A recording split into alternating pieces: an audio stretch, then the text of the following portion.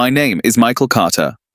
I'm 42 years old, a civil engineer, and the owner of Carter Construction, a company my father started in the late 1970s with nothing but a pickup truck and a toolbox. I grew up on job sites, learned the trade before I could drive, and eventually took over when Dad retired. Business is good. We build homes, small commercial spaces, and have a reputation in Austin for being honest and delivering quality work. Until a few months ago, I thought I had a good life. Not perfect, nothing ever is, but solid. My wife Rachel, 39, worked as an operations manager for a mid-sized tech company. She was smart, confident, and knew how to command a room. That's one of the things I always admired about her. When we met 14 years ago at a mutual friend's barbecue, she was finishing her MBA, and I was working 60-hour weeks to help Dad keep the business running. We clicked fast. I loved her ambition. She said she loved my stability. We married 2 years later. Bought a modest but comfortable house in South Austin. Spent the first years traveling when we could, hosting friends on the weekends, working hard during the week. The pace of life eventually slowed, like it does for most couples. The trips became less frequent, and Friday nights turned into takeout and Netflix. But there was still a rhythm, a sense that we were a team. Rachel had a knack for making things look effortless, whether it was running a project at work, throwing together a dinner party, or managing our finances. I trusted her completely. In my mind, there was no reason not to. We'd been through layoffs, slow business seasons, and even the loss of my father together. She was my partner in every way. We didn't have kids. It wasn't that we didn't want them, we just kept saying, maybe next year, until next year stopped coming up. Sometimes I wondered if that was part of the problem. But I never said it out loud. Our marriage had its share of small arguments, about spending, about my long hours, about a habit of answering work emails at the dinner table, but we always bounced back. Also, I thought, when friends asked how married life was, I'd say, we're good, without hesitation. And I believed it. She still kissed me goodbye in the mornings, still asked how my day was when I came home, still curled up next to me on the couch on Sundays. It wasn't the passionate whirlwind it had been when we were younger, but it felt steady. Safe. If someone had told me then that Rachel was capable of betraying me, not just physically, but in a way that mocked everything we'd built, I would have laughed it off. That's not Rachel. That's not us. I see now that's how most betrayals work. You don't notice the crack in the wall until it's big enough to see daylight through it. And by then, the damage is already done. The first signs weren't dramatic. No screaming matches, no mysterious phone calls in the middle of the night. Just small changes, like shifting shadows you barely notice until they've moved completely. It started with her work schedule. Rachel had always been disciplined about her time. She didn't like late nights at the office, in fact, she used to tease me for working too much.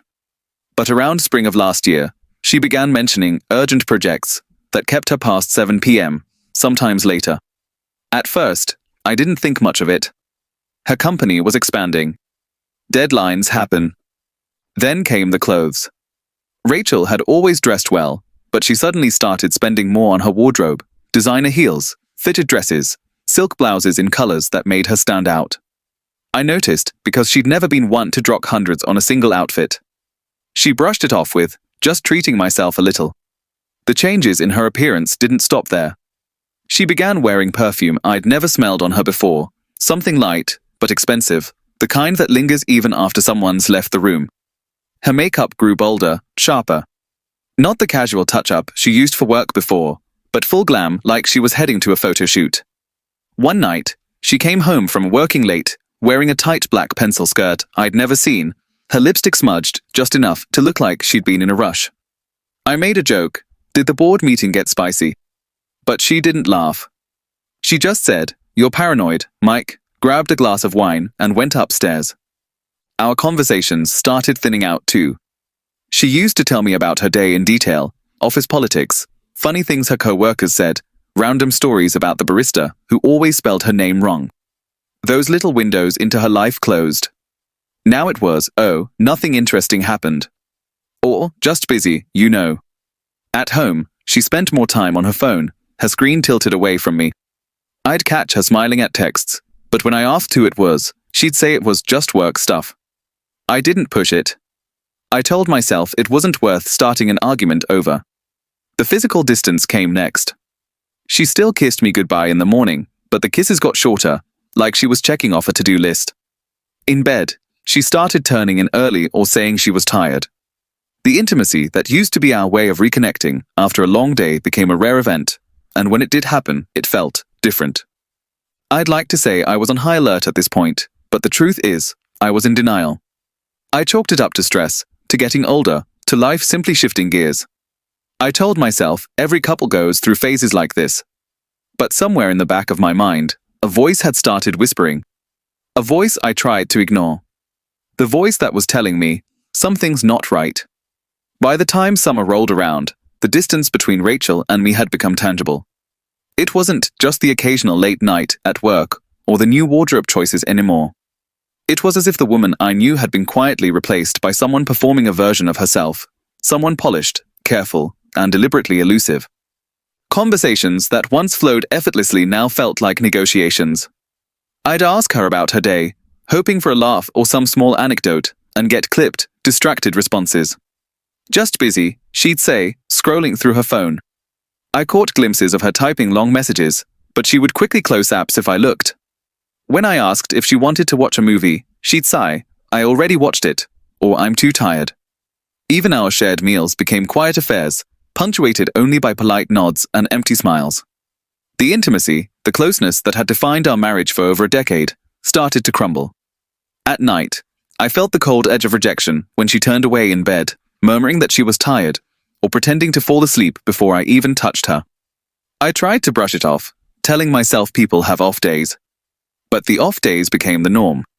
The warmth, the little touches, the spontaneous laughter, they all began vanishing. Her excuses grew creative. She claimed she needed space for self-improvement, citing workshops, meditation, and yoga. She said she was finding herself, something she had never needed to do before. I tried to respect it, though every instinct screamed that something was wrong. Still, I didn't confront her directly. I didn't want to appear controlling, and I hoped it was temporary, some kind of phase that would pass. Then there were the subtle betrayals, the ones that gnawed at the edges of my mind. The whispered phone calls late at night, the sudden extra time spent at work events, and the flustered defensiveness whenever I asked innocent questions. Each incident seemed small in isolation, but together, they created a pattern I could no longer ignore. Even her laughter, once a source of comfort, now seemed performative. She'd smile or laugh at something insignificant in a way that felt rehearsed. I started to notice how she carried herself differently, the tilt of her chin, the sway of her hips, the way she casually brushed past me in the kitchen with just enough space to avoid touching me. I wasn't imagining it. Something fundamental had shifted. It wasn't paranoia. I just couldn't place it yet. My gut told me she was diverting her attention elsewhere, but I lacked proof. I began watching more closely, noting patterns in her schedule, changes in her routines, and the new habits she claimed were for self-confidence. Every detail, every new lipstick shade, every late return home felt like another thread in a tapestry I didn't yet understand, but was compelled to unravel. And that's when I realized I wasn't going to catch her without evidence.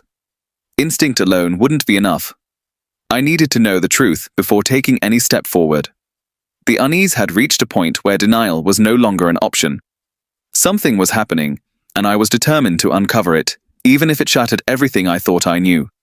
By late summer, my gut had hardened into conviction. Something was happening that I couldn't ignore.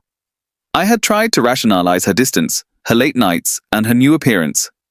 I told myself it could be stress, midlife changes, work pressure, but deep down, I knew better. I needed confirmation, undeniable proof, before confronting her. I decided to hire a private investigator. It wasn't an easy choice. There's a stigma attached, even if you're just seeking the truth. But I couldn't rely on whispers, suspicions, or half-truths. I needed facts. Names. Dates. Evidence that would either free my mind or confirm the betrayal I feared. I found an investigator through a recommendation from a friend in law enforcement. He was professional, discreet, and blunt.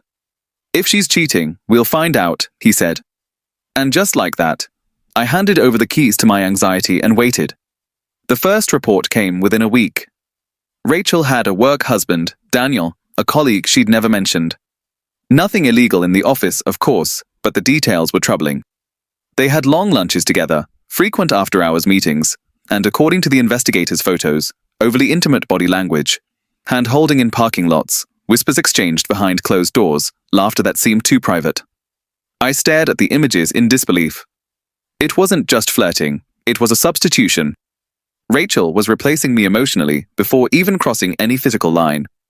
My stomach turned at the thought that all those times she had turned away from me at night, she had already found the attention and affection she claimed to be lacking. The investigator didn't stop at photos. He followed patterns, captured timestamps, even recorded snippets of conversations. I listened in silence, absorbing each word, each moment I wished didn't exist. And then came the videos. The first one was from the company parking lot. Rachel was in Daniel's car, the camera catching details I couldn't unsee. The second was similar, close enough to reveal expressions, gestures, subtle laughter, so intimate it made my blood run cold. The third video was parked near our neighborhood, less than 200 feet from our house. Rachel wore the same navy spaghetti strap dress she would wear home that night, kissed me with the same lips I had lain beside in bed, and yet the acts themselves were proof she had been somewhere else entirely, somewhere I was never part of. When I watched that third video, something inside me shifted. This wasn't a mistake, a lapse, or a moment of weakness. This was intentional. She was planning, calculating, and fully aware of what she was doing. My anger wasn't immediate, it was a cold, hollow clarity. I realized that confronting her now, mid-act or with rage, wouldn't serve me. It wouldn't restore my sense of control, and it wouldn't preserve my dignity. The plan formed that night, quiet and deliberate. I wouldn't catch her in the act. I would wait. I would let her finish this little charade, thinking she had the upper hand. Then I would show her just how wrong she was. By the time the weekend trip to Dallas was revealed in the investigator's next report, everything clicked. A 2-night hotel booking under the guise of a silent yoga retreat. No phones allowed. Daniel's anticipation detailed in messages she had left unguarded. This was premeditated. It wasn't a fleeting impulse. It was a strategy. And that's when I knew her weekend would be her undoing. I watched the videos again, each time forcing myself to notice the details, to memeize the moments. The subtle gestures, the way Rachel's laughter tilted, the way her hand lingered on his arm, all of it hit me like a physical blow. Twice in the company parking lot, once near our house, and soon, she was going to Dallas.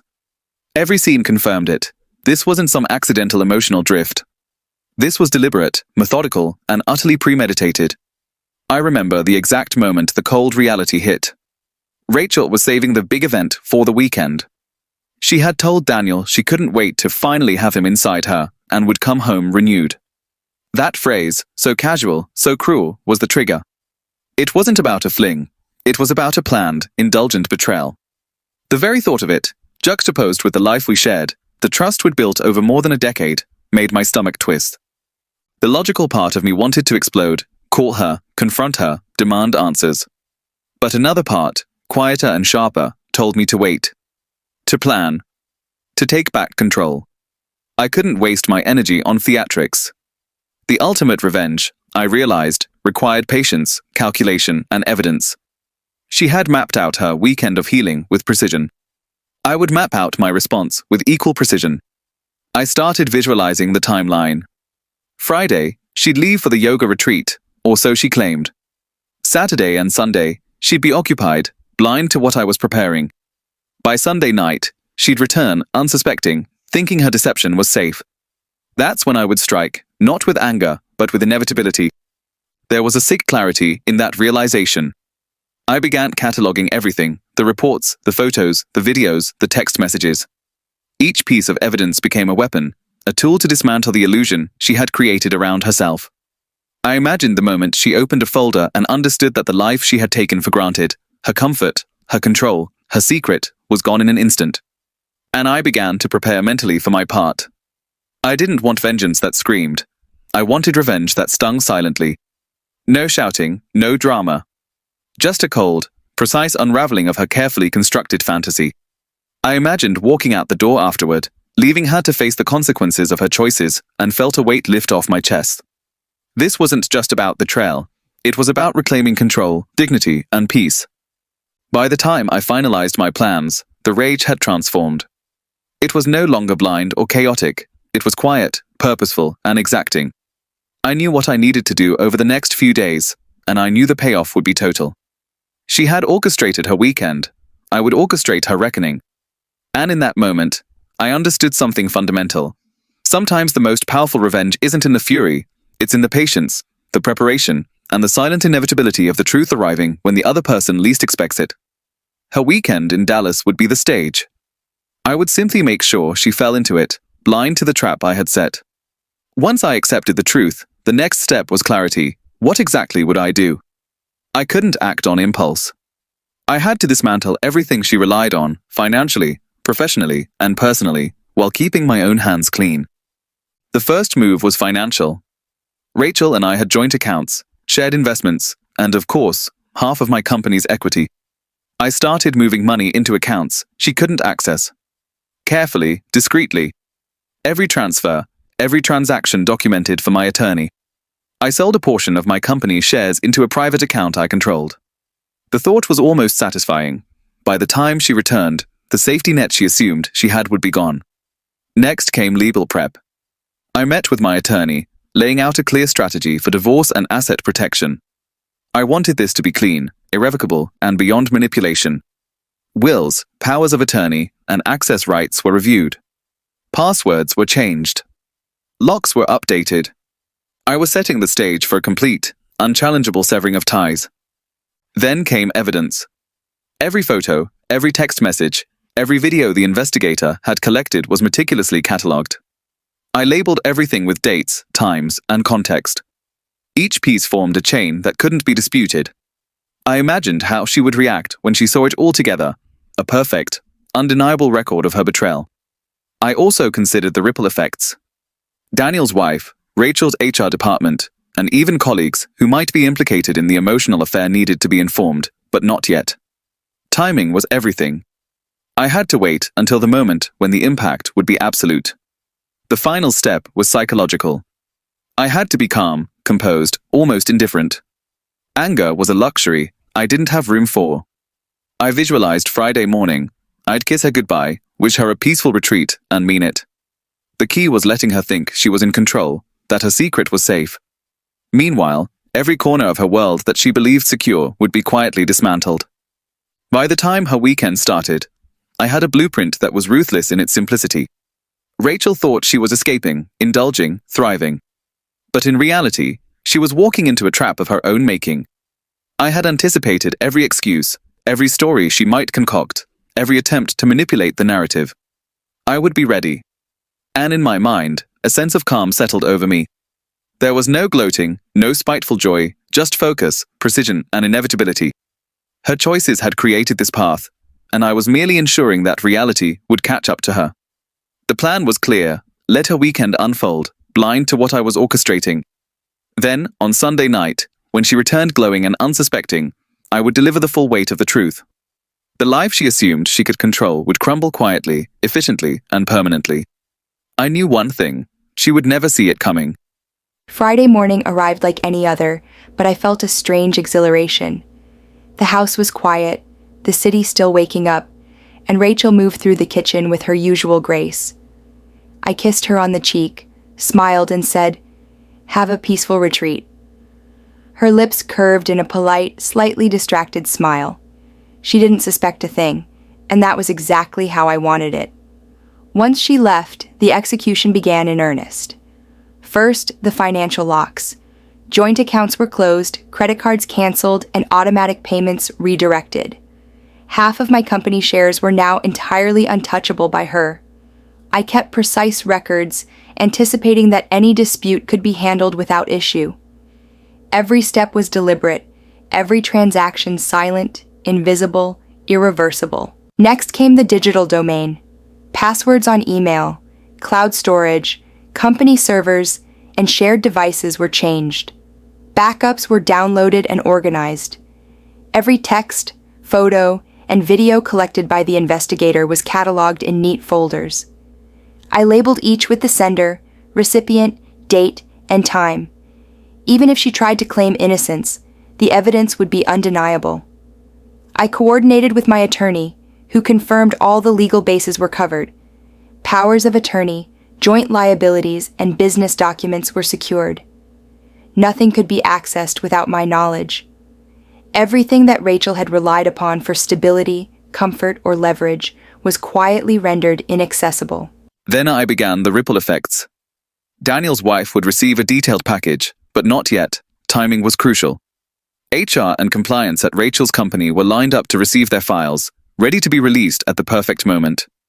I thought about how these cascading consequences would hit her world like dominoes, each one impossible to ignore, impossible to reverse. Finally, I focused on the weekend itself. I let Rachel go, believing she was indulging in what she considered a liberating escape. I imagined her excitement as she walked into the hotel, the thrill of secrecy, the sense of being untouchable.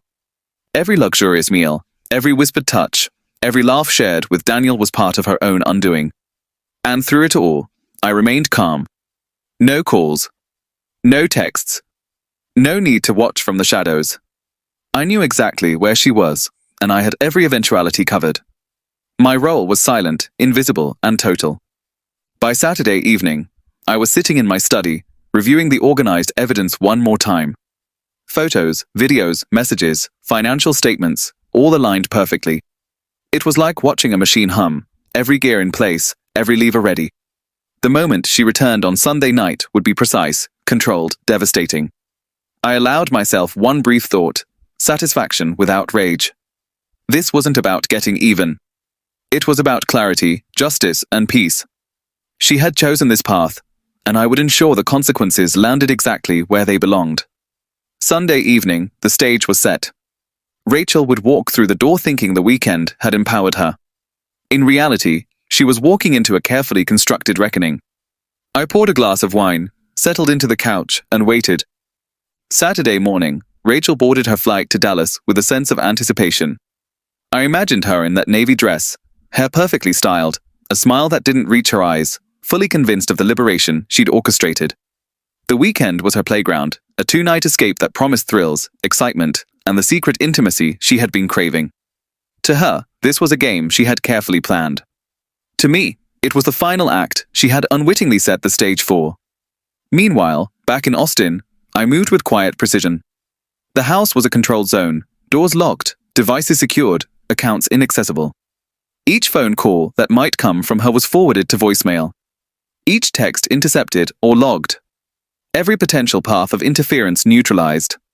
I felt almost serene, as if time itself had slowed to accommodate the symmetry of what was coming.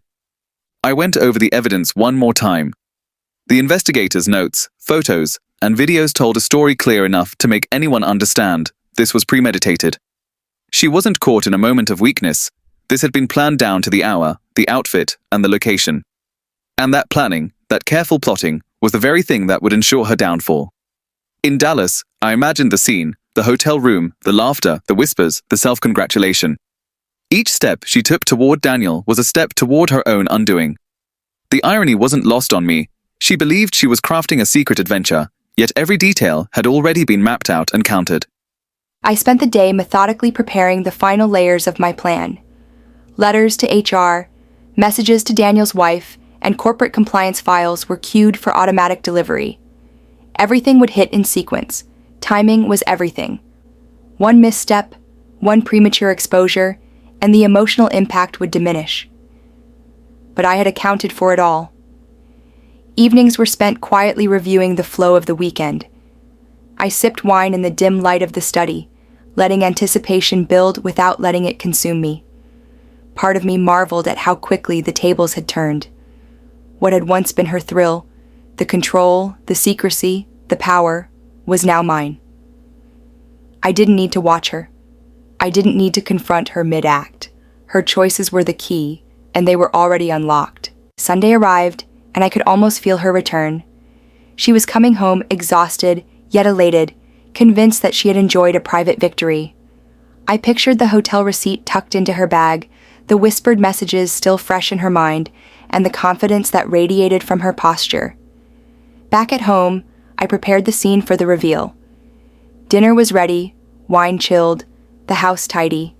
Everything would appear normal, inviting, familiar. I would allow her to settle in, let her flush with her weekend success, and then deliver the impact. No theatrics, no screaming, just cold, precise truth. By late afternoon, the stage was set. Every piece of evidence, every financial safeguard, every email and file queued for delivery was ready. And when she stepped through the door, believing herself triumphant, she would instead walk into a world she no longer controlled. I poured another glass of wine, checked the last folder, and sat back. Sunday night would be decisive. Sunday evening arrived quietly. I heard the click of the front door, the faint shuffle of Rachel's heels across the hardwood floors, the subtle rustle of her bag. She carried herself with that same confident stride, the one that had once made me smile. Now it made my pulse steady, my mind focused. She was glowing, hair down, new perfume lingering, a sense of triumph radiating off her. I almost envied her composure if I hadn't known exactly what was coming. Dinner was ready, just as it always had been. The table was set with our favorite dishes, the wine chilled to perfection. Everything was inviting, normal, familiar. I wanted her to feel comfortable, to relax. Let her think this weekend had given her an edge, a private victory she could savor. She smiled when she saw me, that practiced, effortless smile. "Hey," she said, "I missed you." Her voice had that familiar warmth, but it rang hollow in the tension of what was about to unfold. We ate, exchanged small talk. She told me about the retreat, how refreshing it had been, how the quiet had cleared her mind, and how she felt renewed. I listened, nodding, letting her believe she had successfully spun her narrative. I could see the fatigue in her eyes, but also the lingering glow of excitement, the memory of what she thought had been secret. After dinner, I poured us each a glass of wine. Then, with careful calm, I waited for the moment she would inevitably lean in to share her big news, the culmination of her weekend affair. She did. She began talking about honesty, about what we needed to do to keep our marriage healthy, her words dripping with self-assured righteousness. That's when I cut in. "I want a divorce." Her smile faltered. Confusion flickered across her face, quickly replaced by panic. She stammered, laughed nervously, asked if I was seeing someone. I shook my head slowly. I reached over and slid a folder across the table. Inside were the undeniable facts. Photos of her with Daniel, screenshots of messages, the hotel receipt from Dallas. Each piece a thread unraveling the tapestry she had so carefully woven. Her color drained. She tried to spin, to cry, to touch my arm, desperately searching for a connection that wasn't there. I let her try. Then I calmly laid out the other moves I had made while she was away. Joint accounts closed, credit cards canceled. Half of Carter Construction moved into a private trust beyond her reach. Daniel's wife had received every file.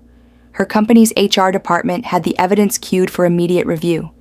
She sank into the chair, silent now, speechless. The control she had thought she held slipped through her fingers, and she realized it was never hers to keep. Daniel was out, her position at work suspended, her weekend of freedom, nothing but a prelude to loss. I packed my bag as she stared, disbelief and fear etched on her face. "You thought the worst part was me finding out," I said softly, voice steady. "The worst part is you living with what you did." No screaming, no confrontation, just the soft click of the door closing behind me. By Monday morning, the consequences had set in. Rachel's employer began an internal investigation. Daniel's personal life collapsed. And I walked into the first morning of my new reality with a calm that I hadn't felt in months. Monday morning felt surreal. The Austin skyline was bright, clear, ordinary, but everything had changed. I woke in the quiet house, no arguments, no tension, just the faint hum of the city waking up. Rachel was gone, absorbed in the consequences of her choices, and for the first time in months, I felt a strange lightness. The texts, and voicemails came in steadily. Pleas, apologies, excuses, none of them reached me. I had already built walls that no words could penetrate. She had lost the safety net she thought she could manipulate, and I had lost the constant anxiety that had gnawed at me for weeks. Daniel's life, too, unraveled almost immediately. His wife filed for separation, citing indisputable evidence of his betrayal. His job evaporated when HR and compliance reviewed the documentation I had provided. The man who had infiltrated my home, my marriage, and my life was suddenly powerless, exposed, and humiliated. Rachel's suspension at her company was swift. The evidence, meticulously organized and undeniable, forced the HR team into immediate action. Every corner she had thought she could hide in was illuminated. The aura of control she carried into the weekend vanished in an instant. She was no longer untouchable. She was human, fallible, and vulnerable. And me? I went back to the life I had almost taken for granted. Carter Construction continued as it always had, except now I had the freedom to run it without distraction, without betrayal shadowing every decision. I spent evenings walking through our quiet home, alone but at peace. The silence wasn't empty, it was mine. Mine to savor, mine to control. It would be dishonest to say I felt no anger. I did, but anger was fleeting, dissipating once I realized that the true victory wasn't in punishment. It was in liberation. Rachel had chosen her path. She had exercised her freedom, and the consequences were hers alone to bear. I had simply ensured that the reality matched the choices she had made. I reflected on the irony. All her plans, her calculated weekend, the boldness she had wielded like a weapon, ultimately served as a blueprint for her own undoing. The very traits she had flaunted, confidence, control, manipulation, were what made the evidence so potent. She had set the stage for her own collapse without ever realizing it. In the following weeks, the house felt different. Empty rooms didn't echo with loneliness. They resonated with possibility. I reconnected with old friends, spent time mentoring young engineers, and even began planning a small trip. Just me, no obligations, no facades. The idea of new beginnings, untainted by deceit, became real. I never sought revenge for its own sake. I sought clarity, closure, and the restoration of balance in a life that had been disrupted. Rachel's tears, Daniel's downfall, and the collapse of her controlled narrative were side effects, consequences of choices made with eyes wide open. Sometimes people confuse revenge with vindictiveness. But real power, real satisfaction, comes quietly. It doesn't roar. It doesn't demand attention. It simply restores order and allows you to walk away without looking back. I did. And for the first time in years, I felt the weight lift from my shoulders. Peace wasn't something I had to chase. It was mine, meticulously secured and completely untouchable.